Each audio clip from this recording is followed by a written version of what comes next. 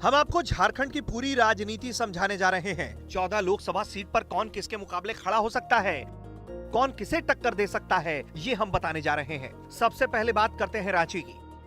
कांग्रेस सरकार में मंत्री रहे सुबोधकांत सहाय को पिछले चुनाव में बीजेपी के राम टहल चौधरी ने 1,99,303 वोटों से हराया था। महागठबंधन की ओर से सुबोधकांत फिर प्रत्याशी हो सकते हैं। वहीं बीजेपी ने यदि मौजूदा चेहरे को नहीं बदला तो राम टहल चौधरी एक बार फिर बीजेपी के उम्मीदवार होंगे। दुमका की बात करें तो दुमका में झामुमो सुप्रीमो शिबू सोरेन के कब्जे वाली ये सीट महागठबंधन के तहत झामुमो के खाते में है। पिछले चुनाव में सोरेन ने बीजेपी के सुनील सोरेन को 39,000 वोटों से हराया था।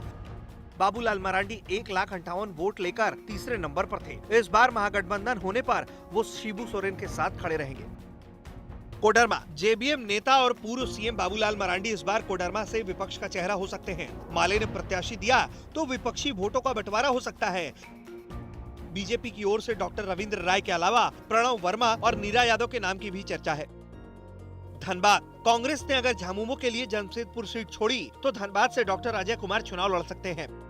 फिलहाल यहां से पीएन सिंह बीजेपी के सांसद हैं। उम्र का हवाला देकर यदि उनका टिकट कटा तो चंद्रशेखर अग्रवाल और सरयू राय को बीजेपी प्रत्याशी बना सकती है।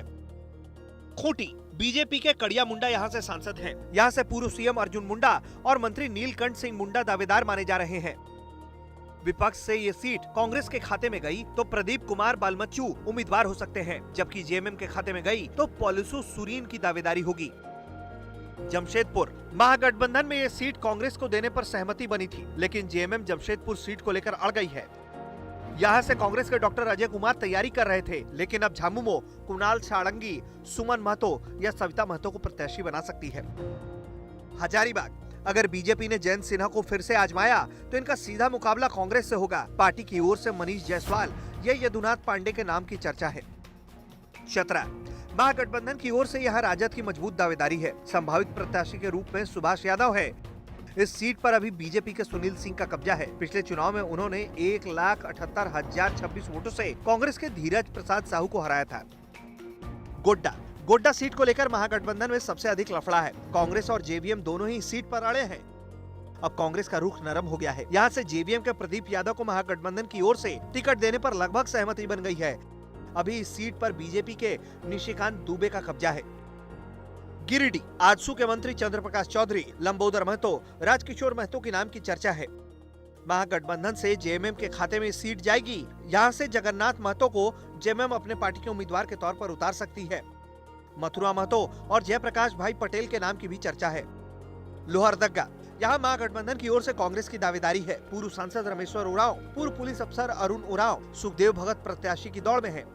केंद्रीय मंत्री सुदर्शन भगत अभी यहाँ से सांसद हैं। सिंहभूम से अभी बीजेपी के प्रदेश अध्यक्ष लक्ष्मण गिलुआ सांसद हैं। वहीं पूर्व सीएम मधु कोड़ा की पत्नी गीता कोड़ा को हराया था। इस बार गीता कोड़ा कांग्रेस में शामिल हुई हैं। विपक्ष से उनका प्रत्याशी बनना लगभग तय माना जा रहा है। बीजेपी से जेबी तुबीद भी टिकट के लिए जोर लगा रहे हैं।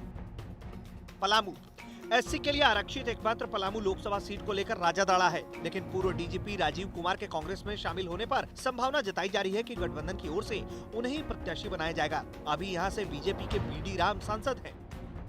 राजमहल सीट जेएमएम के विजय हसंदा के कब्जे में है। इस बार भी हसंदा को ही टिकट मिलना तय है। बीजेपी से हेमलाल ताला मरांडी के नाम की चर्चा है। ब्यूरो रिपोर्ट, बिहार तक।